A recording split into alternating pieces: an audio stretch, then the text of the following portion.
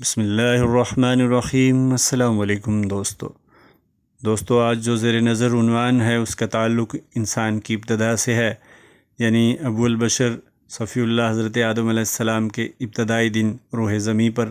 جی ہاں دوستو، آج کی ویڈیو کا موضوع ہے قابیل نے حابیل کو قتل کیوں کیا، اور دنیا میں سب سے پہلی قبر کس کی ہے اور کہاں بنی، اور کس نے قبر کھودی اور کیسے کھودی، اور طریقہ کس نے بتایا، اور سب سے پہلا قتل کس نے کیا اور کون قتل ہوا سب سے پہلا۔ یہ سب کچھ اس ویڈیو میں ہم آپ کو بتائیں گے، مکمل واقعہ قرآن اور احادیث کی روشنی میں۔ ناظرین، ویڈیو کو اینڈ تک دیکھیں اور سنیں اور لائک کریں اور میرے چینل کو سبسکرائب کریں۔ تو ناظرین اکرام، چلتے ہیں ویڈیو کی جانب۔ اللہ تبارک و تعالی ارشاد فرماتا ہے، اور ترجمہ ہے اس آیت کا، اور انہیں پڑھ کر سنا دو آدم کے دو بیٹوں کی سچی خبر۔ جب انہوں نے ایک ایک نیاز پیش کی تو ایک کی قبول ہوئی اور دوسرے کی ناقبول ہوئی۔ جس کی قبول نہیں ہوئی وہ بولا، میں تجھے قتل کر دوں گا۔ کہا، اللہ اسی سے قبول کرتا ہے جسے ڈر ہے، بے شک اگر تو اپنا ہاتھ مجھ پر بڑھائے گا کہ مجھے قتل کرے تو میں اپنا ہاتھ تجھ پر نہ بڑھاؤں گا کہ تجھے قتل کروں۔ میں اللہ سے ڈرتا ہوں جو مالک ہے سارے جہانوں کا۔ میں تو یہ چاہتا ہوں کہ میرا اور تیرا گناہ دونوں تیرے ہی پلے پڑے اور تو دوزخی ہو جائے، اور بے انصافیوں کی یہی سزا ہے۔ تو اس کے نفس نے اسے بھائی کے قتل کا چاؤ دلایا۔ حضرت ابن مسعود، مرہ ابن عباس اور دیگر کئی صحابہ سے منقول ہے، حضرت آدم علیہ السلام ہر حمل سے پیدا ہونے والے لڑکے کی شادی دوسرے حمل سے پیدا ہونے والی لڑکی سے کرتے تھے۔ دستور کے مطابق حابیل نے قابیل کی بہن سے شادی کرنے کا ارادہ کیا۔ قابیل جو کہ عمر میں بڑا تھا، اس کی بہن خوبصورت بھی تھی۔ قابیل کا خیال تھا کہ وہ اپنے بھائی پر فوقیت رکھتا ہے۔ حضرت آدم علیہ السلام نے حکماً ارشاد فرمایا کہ قابیل اپنی جڑواں بہن کی شادی حابیل سے کرو۔ قابیل نے انکار کر دیا۔ حضرت آدم علیہ السلام نے دونوں بیٹوں کو قربانی کرنے کا حکم دیا اور خود ادائیگی حج کے لیے مکہ مکرمہ تشریف لے گئے۔ اپنی اولاد کی حفاظت و نگرانی کے لیے آسمانوں کو کہا کہ تم میری اولاد کی حفاظت کرنا، تو آسمانوں نے انکار کر دیا۔ حضرت آدم علیہ السلام نے زمینوں سے کہا تو انہوں نے بھی انکار کر دیا۔ پہاڑوں سے کہا تو انہوں نے بھی انکار کر دیا۔ قابیل نے بقیہ اولاد کی ذمہ داری لے لی۔ جب آپ مکہ مکرمہ روانہ ہو گئے تو دونوں بیٹوں نے اپنی اپنی قربانی کی۔ حابیل جو کہ مال مویشی والے تھے، انہوں نے فربہ بکری کا بچہ قربانی کے لیے پیش کیا۔ قابیل نے اپنی زرعی پیداوار میں سے فصل کا ایک ناکارہ اور ردی گٹا قربانی کے لیے پیش کیا۔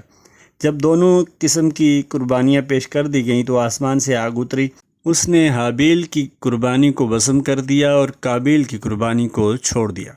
اس وقت قربانی کی قبولیت کی علامت یہی تھی کہ جب قربانی کی چیز کو کسی بلند جگہ پر رکھ دیا جاتا تو آسمان سے آگ ظاہر ہوتی، تو جس قربانی کو آگ جلا ڈالتی وہ دربار الہیہ میں مقبول و مقصود ہوتی، اور جسے آگ نہ چھوتی وہ مردہ سمجھی جاتی۔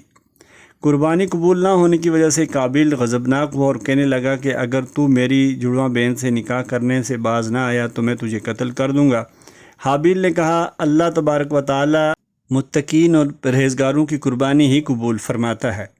حضرت عبداللہ بن عمر رضی اللہ تعالیٰ عنہما فرماتے ہیں کہ قسم بخدا، مقتول حابیل طاقت کے اعتبار سے قابیل سے فائق تھا، لیکن خوف گناہ قابیل کی طرف ہاتھ بڑھانے سے مانے رہا۔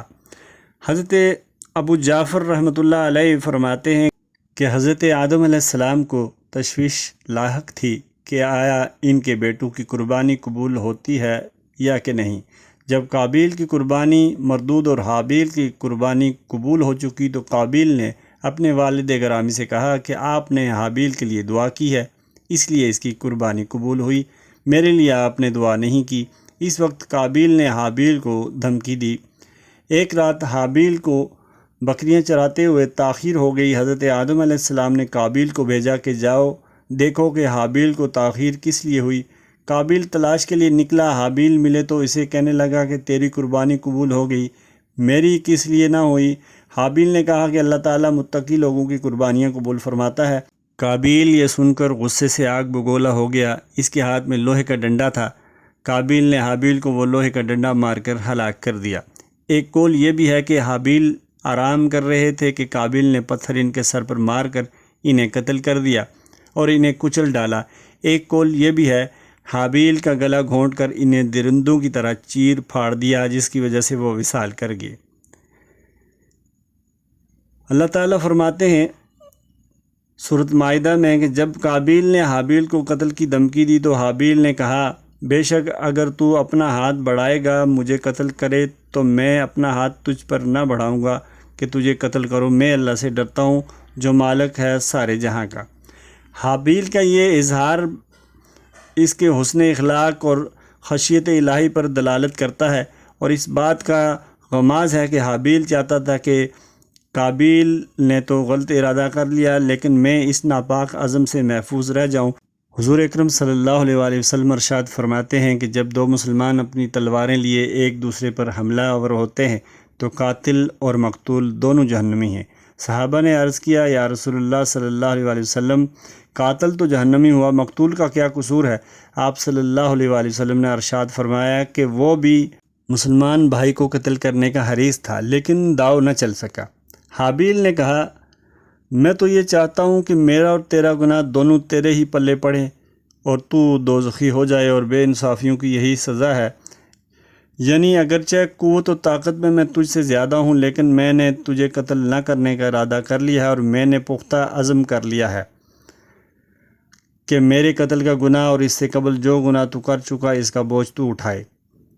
اس سے یہ مراد نہیں ہے کہ مقتول کے تمام گناہ محض قتل کے ارتکاب سے ہی قاتل کے کھاتے میں ڈال دیے جاتے ہیں، جس طرح کے بعض لوگوں کا وہم ہے۔ اس پر ایک حدیث بھی پیش کرتے ہیں، اس کا مفہوم کچھ یوں ہے کہ قاتل مقتول پر کوئی گناہ نہیں چھوڑتا۔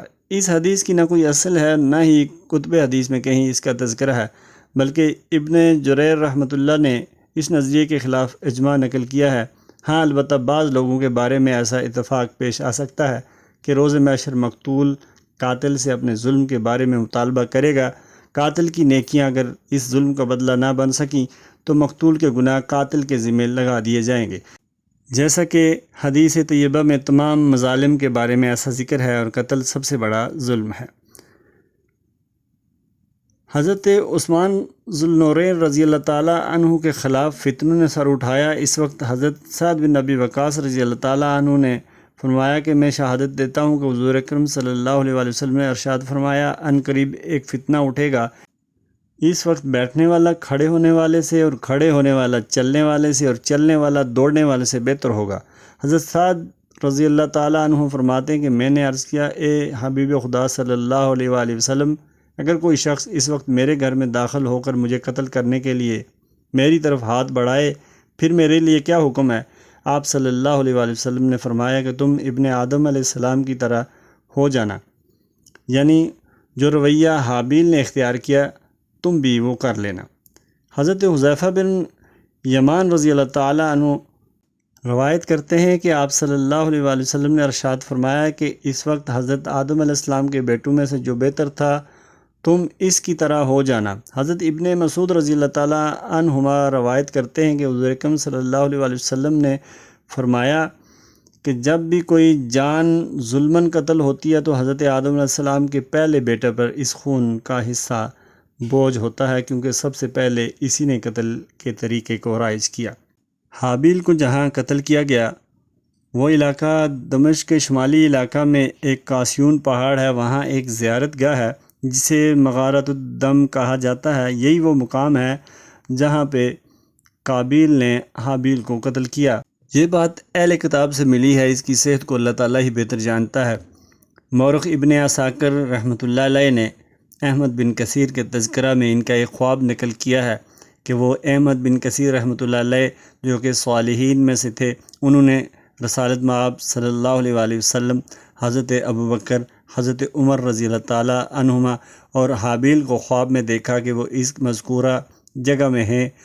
احمد بن کثیر رحمۃ اللہ علیہ نے حابیل سے قسم لی کہ یہی تمہارے خون بہنے کی جگہ ہے۔ حابیل نے حلفاً کہا کہ ہاں یہی جگہ ہے۔ پھر حابیل نے اللہ کے حضور عرض کی کہ اے باری تعالیٰ اس جگہ کو مستجاب الدعوات بنا دے۔ اللہ تعالیٰ نے حابیل کی وہ دعا قبول فرمائی۔ حضور اکرم صلی اللہ علیہ وآلہ وسلم نے اس کی تصدیق فرمائی۔ احمد بن کثیر رحمۃ اللہ فرماتے ہیں کہ حضور اکرم صلی اللہ علیہ وآلہ وسلم اور حضرت ابوبکر، عمر رضی اللہ تعالیٰ، ہر جمعرات کو اس جگہ زیارت کے لیے تشریف لے جاتے تھے۔ یہ خواب بالفرض صحیح بھی ہو تب بھی خواب ہونے کی وجہ سے اس پر شرعی حکم مرتب نہیں ہوتا۔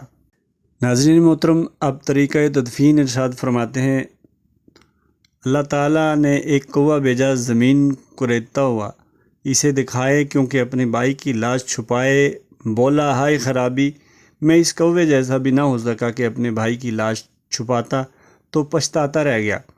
بعد مفسرین کا قول ہے کہ قابیل حابیل کو قتل کرنے کے بعد 1 سال تک اس کی لاش کو اٹھائے پھرتا رہا۔ بعض نے کہا کہ 100 سال تک لاش اٹھائے رہا۔ اس کشمکش میں تھا کہ اب اس کا کیا کرے کہ اللہ تعالیٰ نے 2 کووں کو بھیجا۔ اسدی رحمۃ اللہ علیہ روایت کرتے ہیں کہ دونوں کوے آپس میں بھائی تھے، دونوں آپس میں لڑے، ایک نے دوسرے کو مار ڈالا۔ حضرت مجاہد رحمۃ اللہ فرماتے ہیں کہ قابیل بہت جلد عذاب میں گرفتار ہو گیا تھا۔ جس دن اس نے اپنے بھائی کو قتل کیا، اسی دن اس کی پنڈلی اس کی ران سے مل گئی تھی۔ جس طرف سورج جاتا اس کا چہرہ بھی ادھر ہی گھوم جاتا۔ یہ عذاب اسے اپنے والدین کی نافرمانی اور اپنے بھائی سے حسد کی بنا پر پہنچا۔ حضور اکرم صلی اللہ علیہ وآلہ وسلم نے فرمایا کہ سرکشی اور قطع رحمی کے علاوہ کوئی گناہ ایسا نہیں کہ جس کی سزا بلا تاخیر دنیا میں ہی دے دی جائے اور آخرت میں بھی گناہ گار کے لیے عذاب کو جمع رکھا جائے۔ امام ابن کثیر رحمۃ اللہ فرماتے ہیں کہ اہل کتاب کے پاس جو کتاب ہے اور جسے وہ تورات کہتے ہیں، میں نے اس کا مطالعہ کیا تو اس میں یوں مذکور تھا کہ اللہ تعالیٰ نے قابیل کو مہلت دی اور وہ شرک عدن میں نود نامی جگہ میں رہنے لگا۔ وہاں کے باشندے اس جگہ کو کنین کہتے تھے۔ وہاں قابیل کے ہاں ایک بچے نے جنم لیا جس کا نام اس نے اندر رکھا۔ نسل انسانی چلتی رہی۔ اندر کے ہاں مہویل پیدا ہوا۔ مہویل کے ہاں متوشیل نے جنم لیا۔ متوشیل نے ادا اور سلا نامی 2 عورتوں سے شادی کی۔ ادا عورت کے ہاں 2 بیٹے پیدا ہوئے، ایک کا نام ابل اور دوسرے کا نام نوبل تھا۔ سلا کے ہاں بھی 2 بچوں نے جنم لیا، ایک لڑکا اور ایک لڑکی۔ لڑکے کا نام توبلکین اور لڑکی کا نام نامہ تھا۔ متوشیل کا بیٹا ابل وہ پہلا شخص ہے جس نے گنبد نما خیمہ تیار کر کے اس میں رہائش اختیار کی، اور ذخیرہ اندوزی کو بھی سب سے پہلے اسی نے رائج کیا۔ نوبل متوشیل کا دوسرا بیٹا، اس نے دنیا میں سب سے پہلے سارنگی اور طبلہ کو ایجاد کیا۔ توبلکین متوشیل کا دوسری بیوی سے بیٹا، اس نے سب سے پہلے لوہے اور تانبے کی صنعت کو ایجاد کیا۔ محترم سامعین و ناظرین، یہ تھی آج کی ویڈیو جس میں آپ کو حضرت آدم علیہ السلام کے بیٹے قابیل اور حابیل کے بارے میں اختصار کے ساتھ قرآن و حدیث کی روشنی میں بتایا گیا۔ امید ہے آپ کو ویڈیو پسند آئی ہوگی۔ اللہ تعالی ہم سب کا نگہبان ہو، اللہ تعالی ہم سب کی حفاظت کرے۔ اگلی ویڈیو تک کے لیے اجازت دیجیے۔ اللہ نگہبان۔